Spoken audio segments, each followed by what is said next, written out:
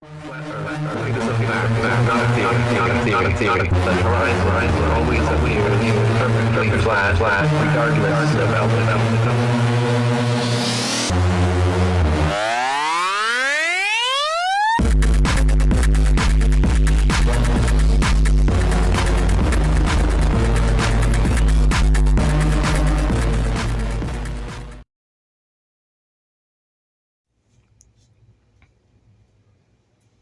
In my last video, I mentioned hands-on healing as a way to get rid of Morgellons, demons, archons, parasites, jinn, whatever you want to call them. There's these little critters that are all throughout our body.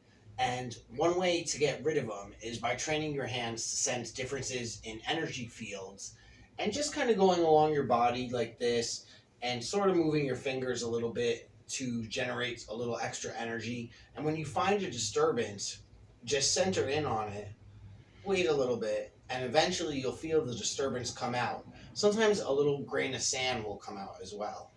When you start to do it enough, you'll get really good at it.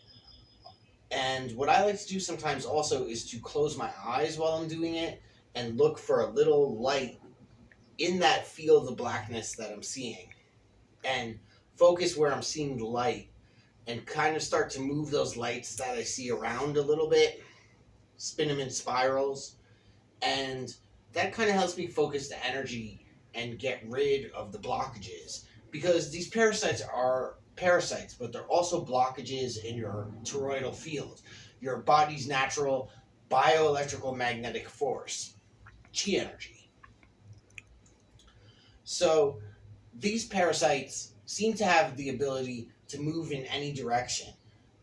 They kind of can go anywhere, it seems like, because I felt them go through my body and go straight down my chest, ignoring like the blood vessels and the intestines or anything, just go straight or move across. Sometimes when I get them out, I'll crack my bones, and you'll be able to hear them most of the time. There was one right there, hit the wall. You'll hear them hit the wall. It makes a thud, like a lighter than that, usually not as loud, but I'm not sure if it would pick up on this camera, and even if it did, it's not very convincing. But you can experiment on your own, and you will hear that these things do come out of your body, and they do sometimes crash into the wall. When I do the hands-on healing, sometimes my hands themselves or arms will get very tired. A lot of times when that happens, you just have to take a break. I learned about hands-on healing originally by practicing reiki, Japanese for ghost energy. And in reiki, level 1 healing is hands-on healing. Level 2 is you learn to envision symbols and draw the symbols with your hands. And level 3 is you go on to teach reiki and attune other people to the energy. I would say that level 2 is a good step in teaching yourself something abstract about energy, but the real core of Reiki healing is the hands-on healing, level 1 basic healing, which anyone can just do that on their own. Once you start doing it, you'll get better and better at it. And part of what held me back at first was I didn't believe I was really doing this. And without that belief, without knowing that this is real, there's a certain barrier like you can't get across until you finally convince yourself, I really am healing myself with my hands.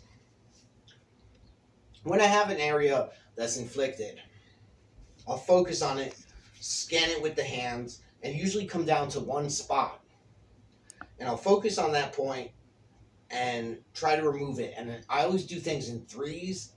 And I've noticed with the Morgellons, the demons, the archons, they usually come out in sets of 3.